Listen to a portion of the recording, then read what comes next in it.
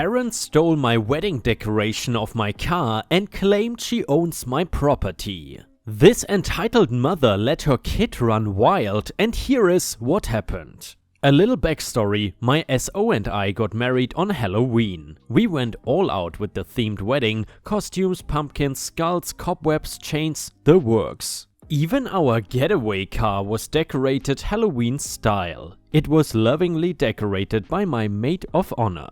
It had the classic "just married" painted on the back window, covered in orange and black crepe paper and plastic spiders. One extra touch she added was 2 rubber beds, one black groom and one white bride, hanging from the back bumper.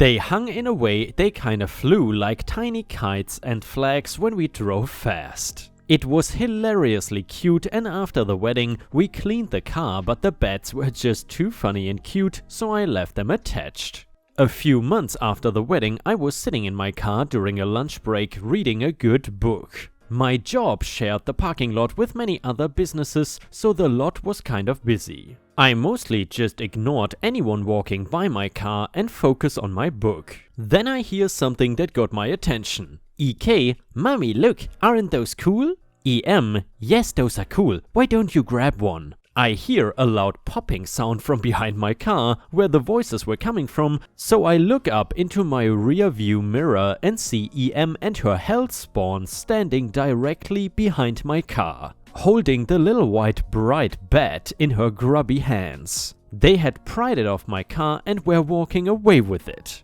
I jumped out of my car and said, excuse me?"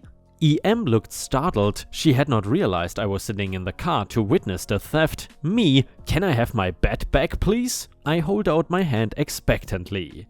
EK tried holding the bat behind her back and scurried behind her mother. EM feigning innocence, "What bat?" Me, "The one your kid just stole off my car." EM realizing she cannot pull off innocent, so she switches to full entitled mode. "No, it belongs to my daughter. You have 2. You keep the black one and she can have this one." Me, hell no, that's part of my wedding decorations. I would really like to keep both of them. You stole that. Give it back." EM, "Well, if you didn't want to lose it, you shouldn't have left it sitting there. Only things inside the car are yours. Stuff outside is fair game. You lost this one. Deal with it." Me, "Lady, it was attached to my car. Last I heard, that still counts as my property. That makes what you are doing theft. Give it back now." EK whiny crying, "Mommy said I could have it." EM, "Yes, you get to keep it, sweetheart. This girl doesn't know what she's talking about. Finders keepers, right?" She looks at me with a smug grin. Me, "Jesus lady, what are you? 5? Just give me the damn bat." EM, "No." She spins around and scoops up her kid and begins rapidly hustling away. Her crotch monster is flapping my bat in the air, yelling, "Finders keepers." I chased him for a bit but give up after a few yards. I had left my car door open and did not want to get my car looted/stolen while off on a wild witch hunt. I decided to just let the little monster keep my bat. On the way back to my car, I detached my one remaining bat from my bumper. I stashed that one in my glove box just in case Karen decided she needed a companion for her precious angel's new toy. Honestly, if she had asked politely, I might have given her kid the bat. They were cute, but I was not overly attached to them. It was just a cheap white plastic bat, but the fact that she just came up and ripped it off my car put me into full "oh hell no" mode. I mean, who does that? What's next? "Mommy, can I have those testicles hanging under that truck?" Shake my head. The next one is titled "Neighbor Tried to Shame." This happened a few years ago, but it still makes me ultra upset when I think about it. I also feel it is important to state that I was abused as a kid and assaulted many times as a teen, and that my neighbor is full on aware of it, and that I have a hard time standing up for myself and enforcing my boundaries. My neighbor and I used to volunteer together at a homeless youth drop center. I volunteered there first and made the awful mistake of inviting her. On a cold winter day in January, we had a new homeless kid come in for our drop-in services. He was 22, very tall and lean, wearing expensive looking clothes and a ton of jewelry. He also had a MacBook. We have never had a kid come in with such nice things, so it was very unusual. He stated that he had somewhere to stay, but they'd only let him stay 3 days of the week, so the rest of the week he had to stay outside. My neighbor took a strong liking to him immediately and told me that I should take him home with me. She said she'd do it, but she has all those girls to protect at home. She has 6 adopted daughters, all in their 20s. I am also in my 20s and own my own home across the street from her with my husband and our 3 cats. My husband was deployed at the time though. I told her that I would not feel safe, and she told me to lock myself in my bedroom. I'm supposed to give a man I don't know free range of my house and rely on a flimsy bedroom door lock to keep me safe? That made me feel so worthless and bad about myself that her daughters are worth protecting, but I am not apparently. She kept trying to shame me into taking him home, saying, "Oh, what if he gets robbed? He has a lot of nice things. You have spare bedrooms in your house. Why can't you give him one?" Again, I told her I would not feel safe. She just goes on and on about how it is so cold and I can just lock myself in my bedroom. She would totally take him in, but she has her daughters to protect. Well, who's gonna protect me? So I told her that I don't think my deployed husband would like it if I took him home. She tells me not to tell him. Oh, that will be great if something does happen. Oh hi honey, I took in a homeless man and locked myself in our room to stay safe, and he totally robbed us, so that is why your PlayStation is missing. Or maybe I would get assaulted again and get the pleasure of explaining to the police that I took a homeless man I just met into my home and got assaulted. Not good enough reason if you ask me. Flimsy door lock is gonna keep me safe, and I apparently owe him the benefit of a doubt instead of myself being able to be safe in my own home. So I tell her it is against the non-profit's rules to even let the homeless know where we live, let alone take them home with us. I would get banned if I took him home. She told me not to tell them and they wouldn't know. Who's gonna tell them? She says. When it was time to leave, she starts up again how it is a shame that I have spare bedrooms in my house and cannot let him have one. As if I could just hand him one and it wouldn't be in my house. I again state that I would not feel safe. He could rob or murder me or kill one of my pets. We just met him, ain't no telling what he's capable of or might do. She badgered me the whole ride home too, just going on and on about how I should have blessed him with somewhere to stay. When we got home, she tells me it is not too late to go look for him. She knows where a lot of homeless like to sleep and we could go back and search for him. I again tell her I would not feel safe, my husband would be upset and it is against the rules. She tells me well, she just hopes nothing happens to him, especially since I could have given him my spare room. I walked away feeling so awful about myself. The whole thing made me feel worthless, especially since she knows about my history and would suggest such a thing in the first place. The fact alone that she stated she couldn't take him home because she has to protect her daughters, but I should take him in? That was so devastating to me, that I'm not as worthy of being protected and safe in my own home as her daughters are. I used to be so shy and humble back then, just thinking about it now makes me wanna scream at her to F off. If me locking myself in my bedroom is good enough for me, then it should be good enough for her to take him home and have her daughters lock themselves in their rooms. At least if something happens, they can scream for help. I am home alone and I doubt anyone would hear me. You want him out of the cold? Then you take him home with you. Your daughter's safety should not be any more important than mine. And yeah, Ripe stars, that's certainly a very inconsiderate neighbor. I mean, in general the premise is obviously not bad. Taking in a homeless person is very amicable. However, no one should force you or guilt trip you into doing this. If you haven't already, please don't forget to subscribe to the channel if you want to join our community. The next one is titled, "Entitlement is off the charts." My wife and I have a pretty nice backyard. It takes a lot of work to maintain it, but it pays off because we all love sitting out there and looking at our backyard as we eat meals at our kitchen table. Recently, we heard voices coming from the backyard. I went out to investigate what the issue was, and there were a bunch of people doing a senior high school picture session in our backyard. There were 6 high schoolers total among the others present. As I approached them, I asked them what they thought they were doing. The one woman barely even glanced at me, dismissively saying we had such a beautiful yard and would make for great senior pictures. It turns out it was our neighbor from across the street that I had never met face to face, just the polite waves as you drive by each other. Let me tell you, it was a less than stellar first impression. They made no effort to move, further engage in conversation, nor leave my property. They simply stopped talking to me, continued giving each other pose directions, and continued snapping pictures. I just stood there for a moment, stunned. As they started walking around me to set up in a new position by our pond, I snapped out of it and I made it clear that I was none too fond of them trespassing on my property, to which she said, and I quote, "I would much rather ask for forgiveness than permission." It was not just the fact she said it was not how she said it was the fact that she said it multiple times while I was making it clear I was not happy with them being there. After getting frustrated with the conversation going nowhere, I coldly quipped back, "That doesn't work so well when the owner has a gun." The last time she said it, and walked back inside to speak to my wife regarding how much of a deal we wanted to make about this. Well, we were on the same page. We had to make sure this neighbor knew she was not welcome to just trespass in our yard whenever she wanted,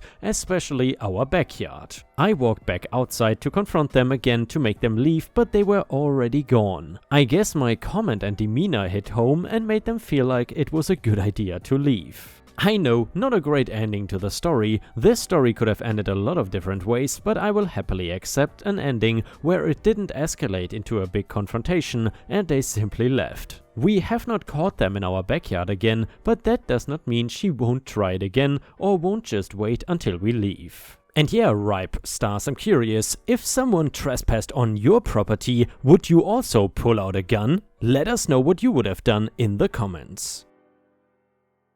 The next one is titled, "Neighbor is so nosy." So this is happening right now at 9:22 AM PST. I operate a concrete mixer. The company I sub for has a 120 yards of shotcrete, usually for pools and reinforced walls, for a private residence in a beach community area. This is on a new housing construction tract and the area is still being built and there are currently only 2 homes on the road other than the 3 models. 7 AM on the dot, work begins. Our pump for the concrete is not even here yet, my truck is just sitting on idle, the drum is spinning. 7 AM, an angry neighbor comes out with her young son screaming about this being private property, that we cannot park here and we cannot make noise so early in the morning, and woke her kids up. We are within construction hours and we must leave or she will call the cops. We explained that we are within construction hours, noise limits, permits up to date and written permission by the landowner to be here. He has a second property about an hour away, she gives a few more choice words and goes back to her home, and we thought that was it. Of course, we were wrong that it would be that easy. Beach community owners are notorious in our line of work for being real entitled pain in the butts. Pump showed up 10 minutes later and the real noise began. Kids leave on a school bus a few minutes later. Then it is 8 AM, police show up, water quality and a city official shows up. Like I said, beach community owners are really a pain. Police are simple enough to explain our situation too and call the number on our written permission that happens to have the owner's company logo on it. Police apologize for the inconvenience and leave. Water quality sees everything is up to regulations, no foreign contaminants are making it to the gutters. Here anything that is not rainwater is considered foreign. He left, but I'd guess he'll be back a few times to check on us. The city official is currently checking our permits. And just to be petty, well, the pump and I have decided to run the entire job at high revs to make it as loud as possible, below the legal limits, and I have called every truck that will be sent to this job over the next 8 hours about making as much noise as possible. You know, my truck is looking a bit dirty on the back, I think some hammering is needed. Update, we decided to knock it off, although she was really rude, no reason to ruin her entire day over a bad morning. 15 o'clock, the kids get home and watch us work for about 20 minutes and seem to be very interested. Most kids under 6 are excited to see a concrete mixer. PS, when you buy a brand new home or a plot in a new construction area, you should always expect construction noise for up to 1.5 years after work completes. Many homeowners want to create their perfect dream homes. And the next one is titled Neighbor Just Cannot Stop. Back in the mid-2010s, a family of 4, mother, father, son and daughter, moved to my street from another province, Canada. Because they were the same age, my brother quickly became friends with the son and they started hanging out. For a bit of context, the way my house is laid out is: number 1, we have 3 doors, which is front, side and back, and the front door leads to the foyer, where you can go upstairs or downstairs. The side door, on the other hand, leads directly to the basement, and the back door is on our upper deck and leads to the upstairs. We also have a pool, which can be accessed directly from the back deck. One day, the son was at my place gaming with my brother and some of his other friends. They were all in the basement. While gaming, the father comes to the side door and asks to speak with my mom. I believe he just wanted to chat for a minute, like perhaps a parent-to-parent chat, although I cannot remember exactly what he wanted because I was even having trouble remembering what he said at the time.